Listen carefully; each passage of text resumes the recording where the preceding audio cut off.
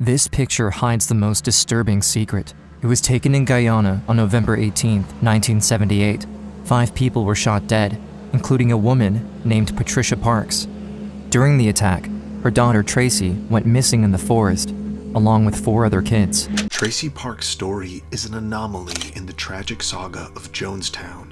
Contrasting against 900 people who perished in the mass murder orchestrated by cult leader Jim Jones in 1978, Tracy, then just 12 years old, became a survivor. She was one of the individuals who, through her experiences and the tragedy she endured, brought a deeper understanding of cult dynamics, manipulation, and the fragility of human psychology into the public consciousness.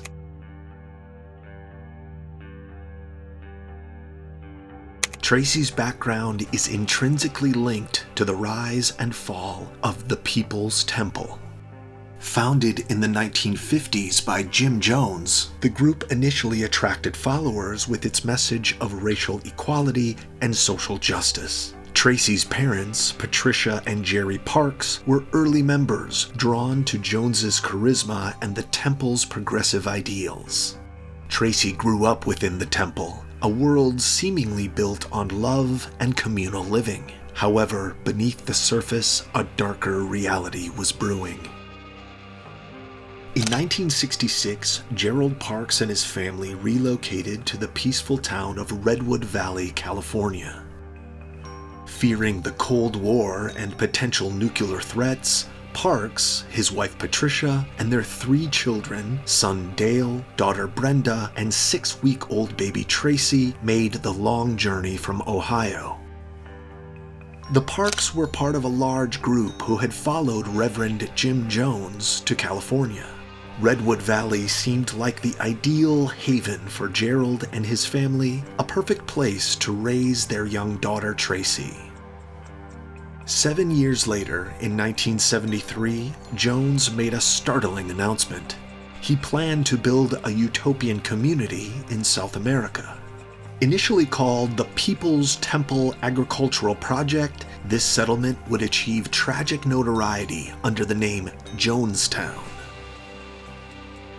Turns out Gerald had no idea what he and his family were getting into. Tracy grew up in the People's Temple, where Jim Jones was seen as a holy man. Upon their arrival, armed guards stood at the gates waiting. Tracy and her family were immediately stripped of their belongings, even their passports. Then they were cruelly separated, tearing Tracy away from her parents.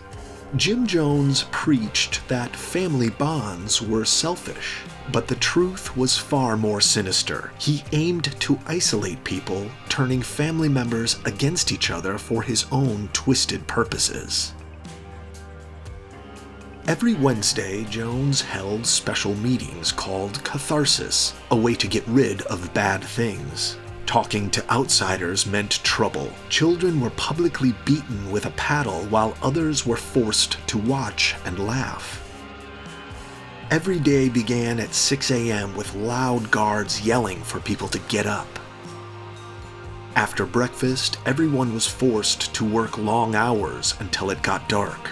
At night, mandatory meetings were held where Jim Jones would rant and preach for hours, often spreading fear about dangers outside. People were forced to listen to Jones's sermons all night, sometimes until morning. Falling asleep meant getting hit with a stick. Children would simply lie on the floor, too tired to stay awake. The scariest meetings were the White Nights. To control his followers, Jones would make them drink fruit punch, threatening it might be poisoned. In 1976, Jones had secretly bought poison with the intention of killing his followers. Jim Jones employed a chilling arsenal of psychological manipulation tactics to control his followers in the People's Temple, ultimately culminating in the Jonestown Massacre. Here's a breakdown of some key methods he used. Love bombing and idealism. Initially, Jones showered his followers with affection and a sense of belonging. He presented the temple as a haven of love, equality, and social justice, appealing to their desire for connection and a better world. This initial warmth fostered a sense of trust and emotional dependence.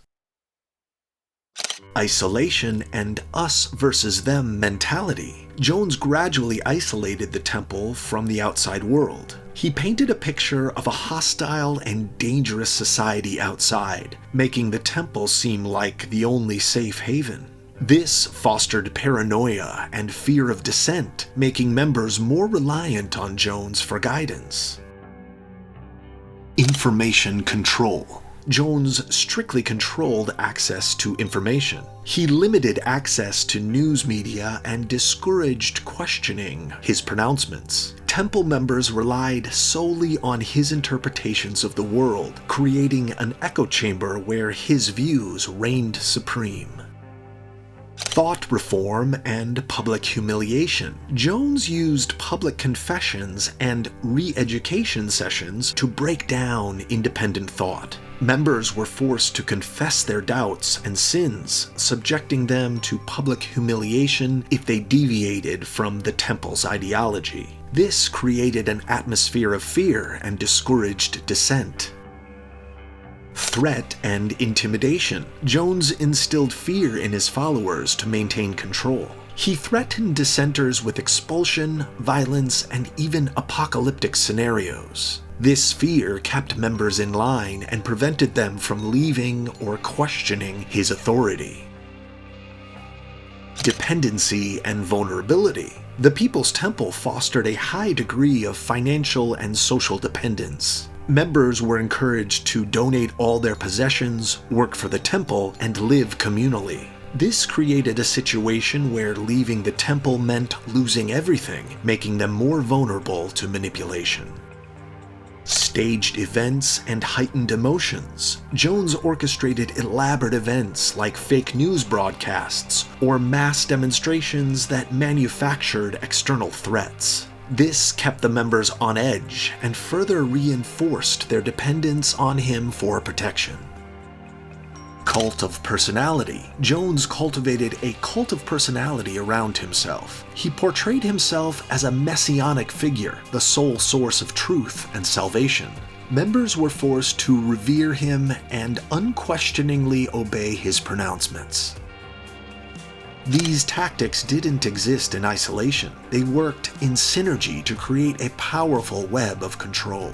Love bombing built trust, while isolation and fear kept members dependent. Information control and thought reform ensured followers were manipulated by Jones. Ultimately, these methods eroded critical thinking, fostered blind obedience, and tragically led to the events of Jonestown. Despite a scathing article in New West magazine detailing abuse allegations against the People's Temple, hundreds followed Reverend Jim Jones to his remote settlement in Guyana, a place he called Jonestown. Worried families back home hadn't heard from loved ones who had moved there, including the Parks family.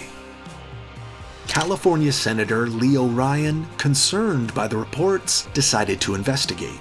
He assembled a delegation that included his legal counsel and an NBC News crew. Rumors swirled about the settlement being an armed camp. Senator Ryan's aim wasn't to shut down Jonestown, but to see if people were being held against their will and offer them a chance to leave. Upon arrival, the delegation was met with a staged scene. Happy children playing, adults in vibrant clothing singing and dancing. It was designed to portray a thriving utopia.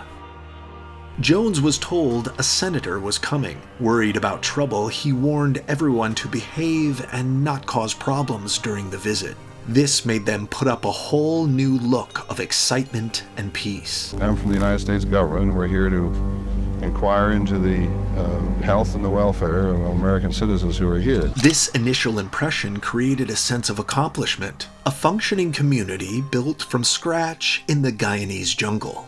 They even had a makeshift version of a popular drink mix, Kool-Aid. However, the idyllic facade masked a darker reality.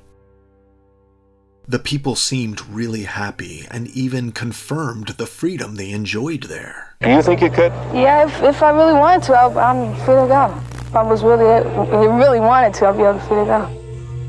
Well, I believe it. I've been here a few days, and I have absolutely no complaints at all. It is really nice here.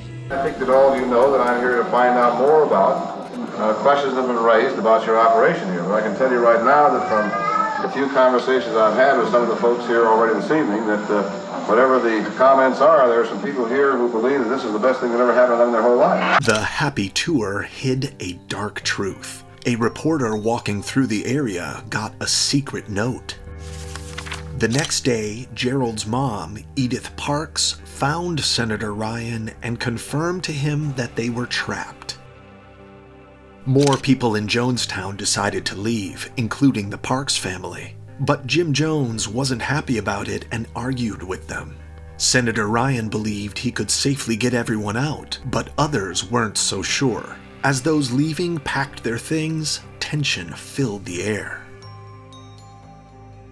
By November 18, 1978, the Parks family had made the harrowing decision to leave Jonestown. They, along with a small group of others, attempted to flee on a chartered plane. They reached the airstrip in Port Kaituma. 33 people boarded 2 planes, separating the Parks family.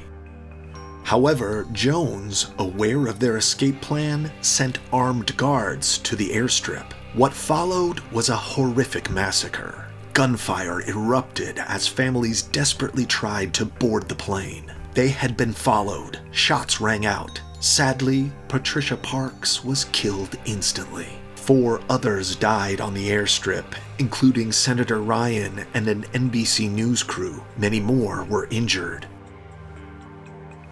In the chaos, Tracy witnessed her mother, Patricia, being shot. Her father, Jerry, screaming for her to run, became another heartbreaking memory etched into her young mind. With bullets whizzing past her, Tracy, along with her older sister Brenda, fled into the dense Guyanese jungle. Fear and grief overwhelmed them, but their survival instincts kicked in. For 3 grueling days, they hid, malnourished and terrified. The sounds of helicopters searching for survivors became both a beacon of hope and a chilling reminder of the tragedy that unfolded. Eventually, Tracy and Brenda were rescued. The news of Jonestown's mass suicide had reached the world, turning Tracy into an unwilling symbol of the event. The trauma of witnessing her family's demise and the escape ordeal left deep scars. Reconstructing a life outside the confines of the cult and grappling with the loss of loved ones became a long and arduous journey. Tracy, despite the immense emotional burden, chose to rebuild her life. She found solace in family and friends, eventually starting a daycare center. The physical and psychological scars remained, a constant reminder of the horrors she endured.